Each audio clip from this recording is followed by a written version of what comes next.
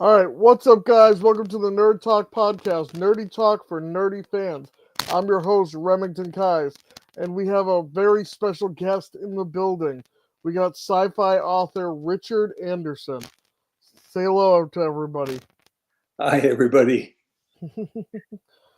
Um, s- so let's get a little bit into kind of your background, and can you tell us a little bit what inspired you to become a sci-fi author in the first place?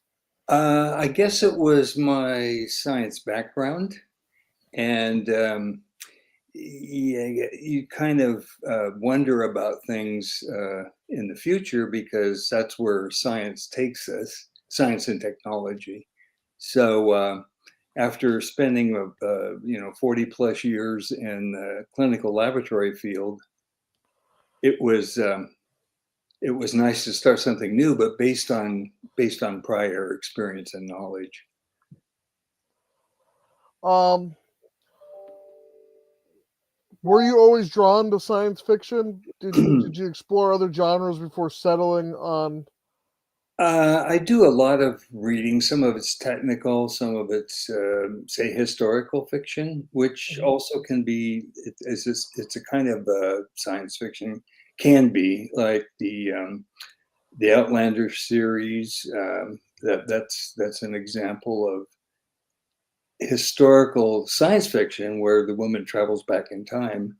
Um, Science fiction has always been an interest to me because it's a genre where you can explore um, things that aren't actually in reality or not in reality yet, and you can explore that and develop concepts. So it's a lot of fun. I have a collection behind me on the bookshelf of uh, classic science fiction,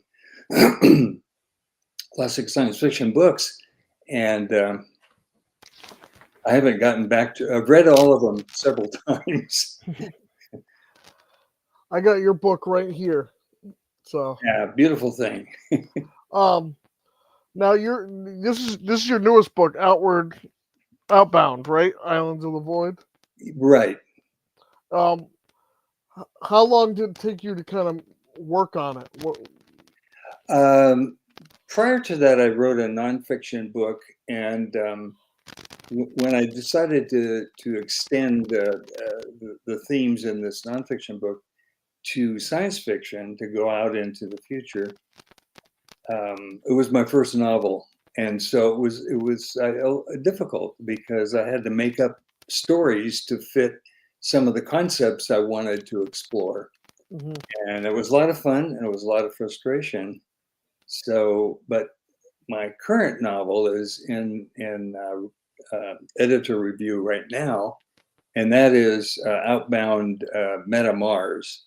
So So is that kind of like a sequel to the it's a Island of the sequel. Void? Yeah, it's a sequel. So it has the same characters with a few additional characters. The storyline is different, but it's an extension of the first book, and it's about developing Mars and living on Mars and some of the things that we will face when we get to that point. This first book presents a future where humanity is kind of grappling with climate change and survival in space. What inspired you to explore that specific year of 2248, and how did you approach building this future world? Well, I think it was frustration because of the direction our people of our planet are taking and our governments are taking, and the influence of corporations across the globe that grind against the actions that we need to take to reverse our climate disaster that's happening right now. So everywhere I looked, it seemed depressing. And so I thought, well, I need some escapism. I need to escape from this. Why don't I go out a couple of 250 years in the future? Why don't I look at, uh, a redemption or a possible redemption? So then there's a lot of action in this first book. that occurs on Earth because of disruption, social disruption, climate disruption, areas of islands that are submerging in the seas in the South Pacific and so forth. So there's a lot of disaster, a lot of turmoil on Earth, and meanwhile, we're trying to develop a presence in space. Survival seems to be the central theme of your book, especially in hostile environments. How do you think that the challenges of building and living in this world you've created reflect the challenges humanity faces on Earth today? Yeah, that's a big question, isn't it? I have a theory that I think most violence, most wars, most of these things have their root in disparity of wealth in this world. So it's a mechanism to try and correct this disparity, and that's where we have immigration from poor areas, from areas on our planet that are suffering political issues and economic issues, and then the response from countries and societies that pretty much have a life that they want, and they don't want to lose that with these so-called hordes that are moving into their area. So that's going to continue, and that's a real stress point. The haves and the have-nots and the pressure between them. In a space society, you would not have. Well, first of all, when you start it, it's going to be the people are going to be highly selected to be compatible, to have skills that are valuable to the culture. Then, which it's funny that you bring that up because there's plenty of like sci-fi shows like Futurama and Power Rangers that have explored that exact concept that you just said.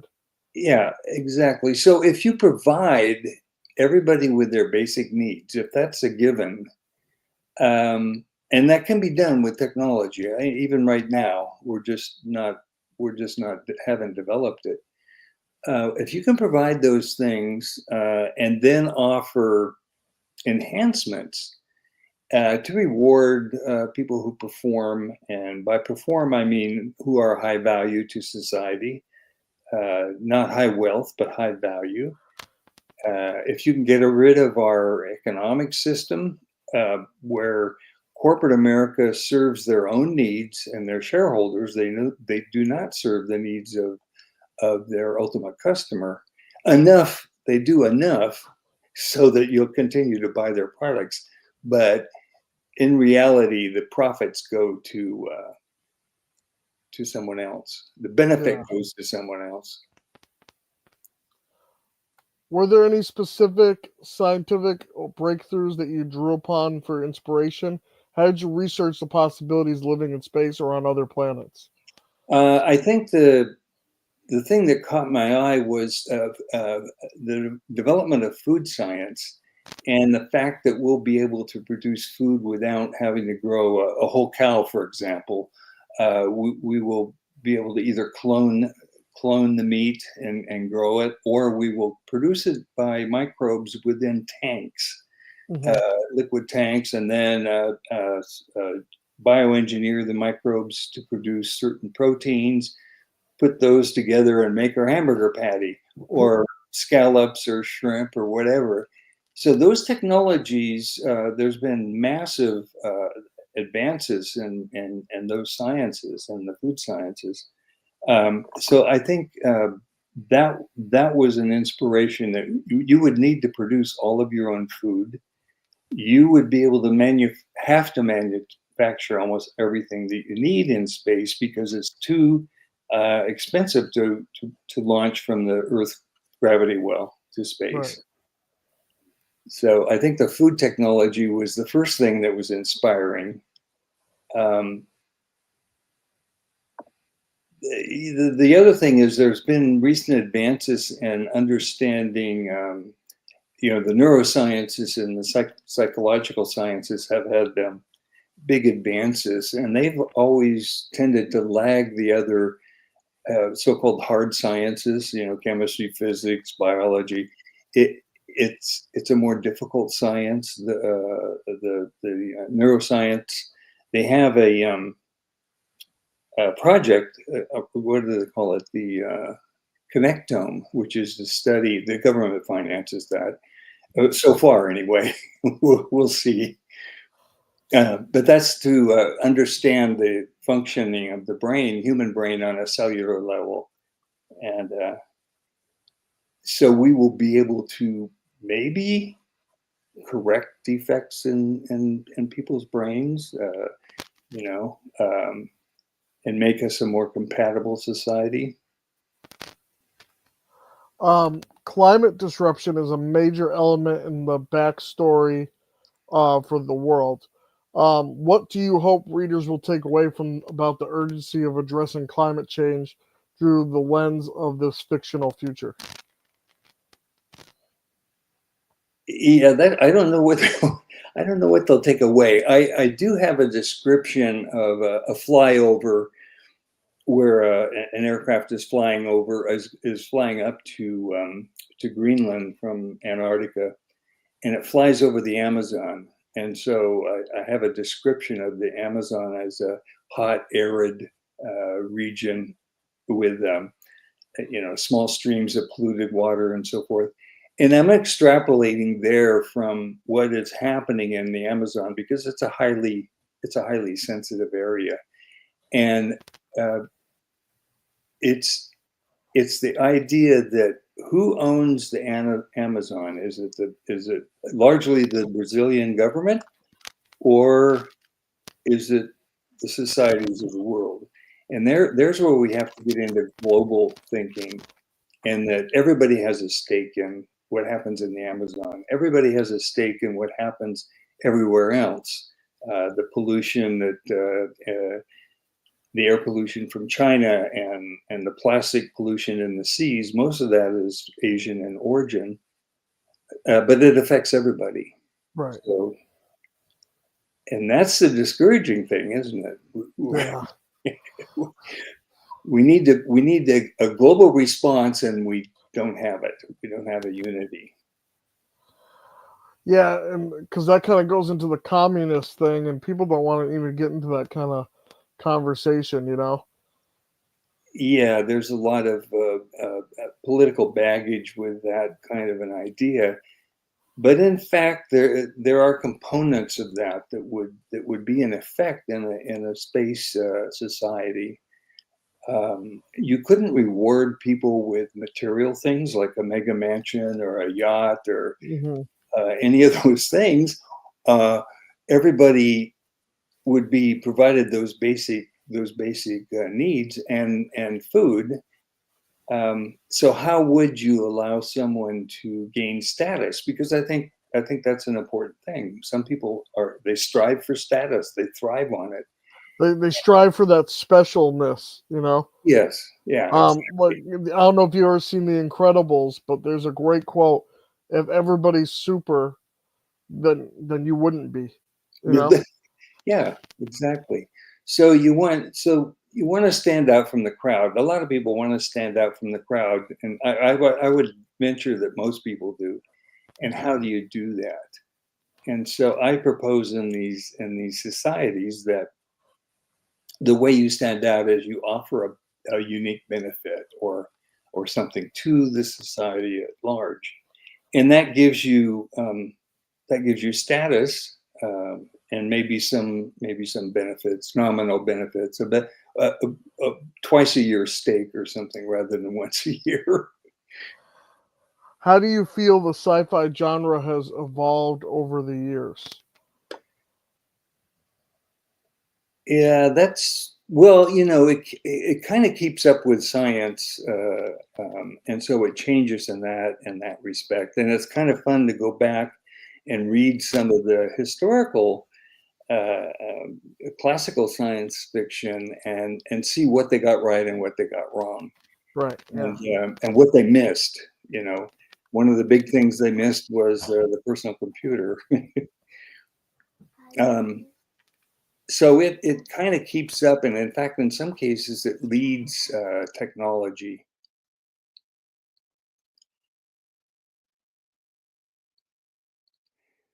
our phones are the direct result probably of the Star Trek, the original Star Trek series where they had the flip phone or whatever they call Right, all communicators and stuff. Yeah. Well, even something as simple as Power Rangers had the wristwatches that you could communicate with, Yeah, and now they got like that with your Samsung watch. You can make phone calls, talk to anybody. that's pretty incredible. I remember the old Dick Tracy comics, and they had the two-way wrist radio that Dick Tracy had, and then later they changed it to a two-way wrist TV. And but that's showing my age. Most people don't know who Dick Tracy is. I don't know. This is a nerd talk podcast. You Oh, might maybe get some. so, yeah. Yeah. um, do you think authors like you have a responsibility to predict or warn about the future, or is this writing these books just for pure entertainment? It's both. It really is both. It's really fun to try and decide what issues you want to tackle in a sci-fi novel, and then how do you overlay a story that's entertaining with characters that are interesting on that palette, and how do you develop a problem and or recognize a problem and develop a solution to that problem through your writing.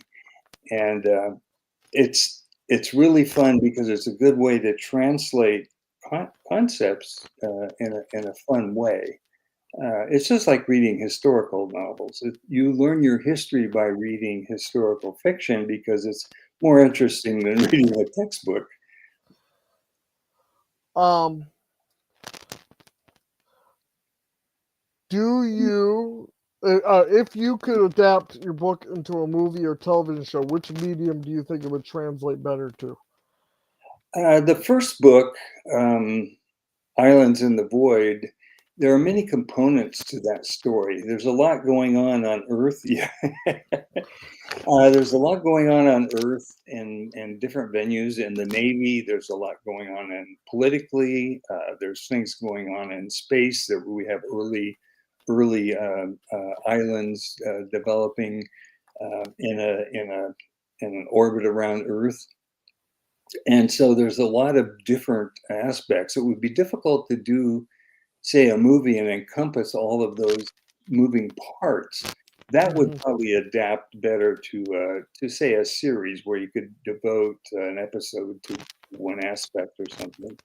In the Mars Meta Mars book, I think that would be I think it would make a great movie. For example, I have the cover is going to have a space ladder or space elevator Mm-hmm. coming up from near the Polonis mountain. You know it's near Valles Marineris, which is an equatorial rift across the center of Mars, and Polonis Mons is a volcanic. They're all extinct. These volcanoes are no longer active, and the space ladder originates near there because it's right near the equator. The ladder is on the equator, Mm-hmm. and my artist has a great drawing for the cover that shows the elevators going up and down on this ladder with a view of Mars below, and it's pretty amazing.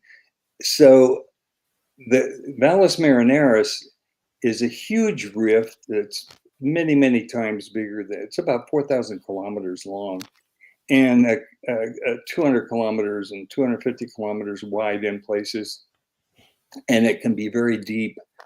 So what I'm doing is covering that with a roof, and you build the society underneath, and then you add one atmosphere, and you only have 38% Earth gravity, so you develop some flying machines. a railroad. You do a lot of surface mining. So things that we, pit mining, things that we wouldn't think of or we think are environmentally damaging on Earth. Well, there's no environment on Mars, at least that we know of. Yeah, that we know of. It's still kind of speculative. Yeah. So life, if it exists or has existed on Mars, it's probably under the surface. If it Yeah. still exists, it's probably deep down where there could be liquid water and enough heat to provide energy. Hmm. And that's actually could be. We don't know. That'll be exciting to find out. Right. The more we explore Mars, the more stuff we're finding out. Like how they found bacteria living on there. It's just amazing all the new stuff we discover about it. Yeah, and like I say, that would be deep underground. The surface is pretty hostile, and Hmm. so it has, everybody knows of the dust storms, and this dust is really toxic, and it's very, very fine. It's like a powder, so it gets into everything. Hmm. So most of the work on the surface would be done robotically. It would have to be. So large part of the Martian book, Meta Mars, is concerns robots and artificial intelligence and sentience with robots and other beings. You must have been reading my mind. That kind of has to do with the next question. Okay. What's your take on AI generated storytelling, and do you think it'll ever replace human authors? I Not really. I think the best thing I think it's going to do is you can develop a scaffolding upon which you could write your story. It can probably come pretty close, but we have a we have a fundamental experience that AI can never have through our senses, through our emotions. We can get a massage, for example, and feel good about that. A Hmm. robot can't, you know. Right. So they could have pressure sensors, but they can't have pleasure sensors. Right. And so I don't think I think the storylines that would be told by artificial intelligence would be kind of sterile. You Hmm. know, they could approach human um, creativity, but creativity is I think a uniquely human thing. What's one piece of advice you'd give to aspiring writers that would like to start their own book? Well, first of all, it has to be something you're really passionate about and something the topics that you're willing to put in the time to research, because just because you're passionate about it doesn't mean you really understand everything about it. So you have to put in your research time, you have to have the passion, and then you have to have a vision, a real vision, so that you're kind of living in the place that you're writing.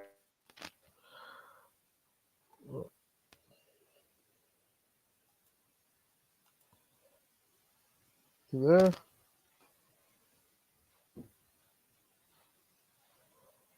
Hello?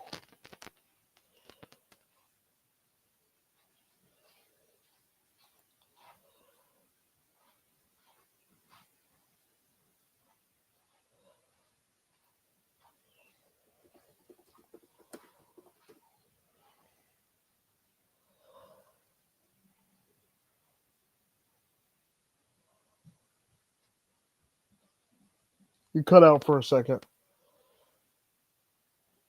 Oh, you good? Hold on. Are you back?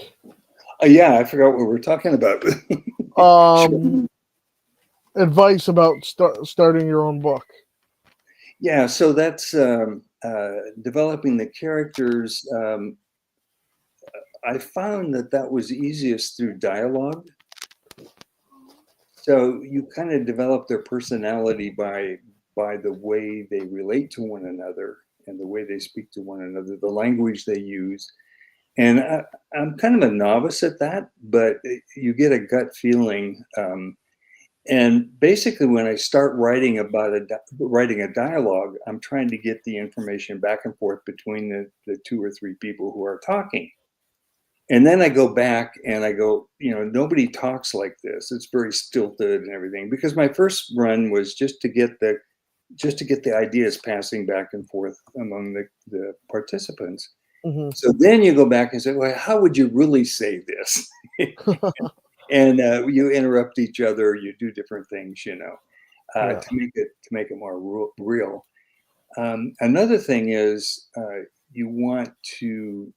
I like to add a scene or two that's emotional or very intimate, just Mhm. small details, focused down really, and that tends to, in my mind, it tends to bring the character alive, and the readers when they read that in their mind, they come alive. So that a few ideas. I don't know if you knew this ahead of time, but I'm an author as well, and I'm working on my fourth book at the moment. Oh, great. What's your genre? Sci-fi? Uh, I have a couple that are sci-fi, and the one I'm currently working on is a sci-fi book about five kids who find a giant robot that shoots them through space, and together they got to work together to find their way back to Earth. So it's got some very out there, kind of like Star Trek, Yeah. Voltron kind of mix. Some big ideas that I'm trying to get down to 300 pages. So Yeah, my Metamars is clocking in. It'll approach 300 pages, but the Outbound Islands in the Void was about 350 pages, I think. do So, you think but it's this one, easier to write bigger stories than write them smaller? it's where I don't do an outline.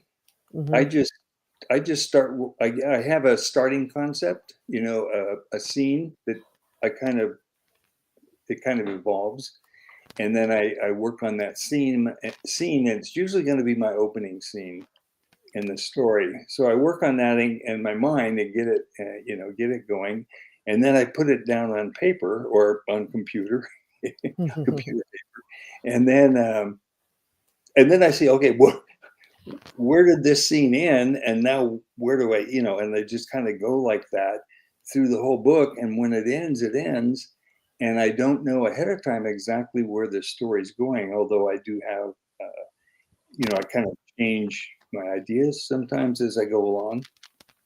And then the problem with that approach, I think one of the benefit is you get a little better creative story, Hmm. but the problem with that is when it goes to the structural editor and he goes like, well, this didn't happen until this, you have it out of sequence, or this couldn't have happened 5 years later. It would have to happen, so he goes through and all of the mistakes you make, and then and then you have the grunt work of going back and making a story with continuity.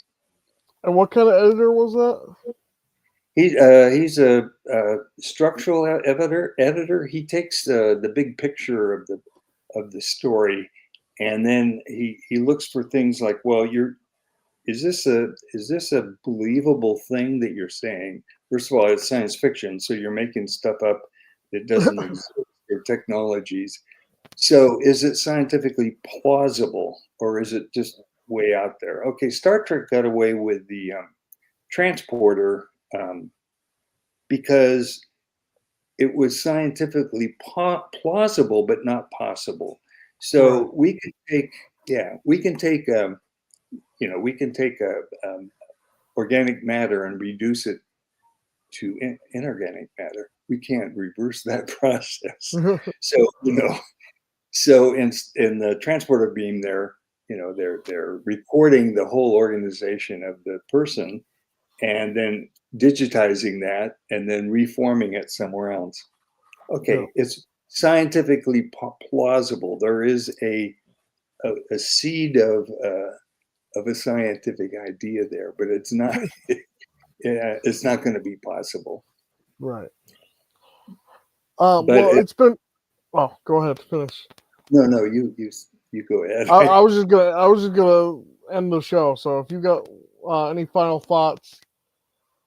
No, not really. I think we covered some things. I'm pretty excited about this book that's coming out, the Meta Mars, because I think I've answered a lot of questions in that book, and in the first book, I addressed the problem of gravity. It's a major problem, and it needs.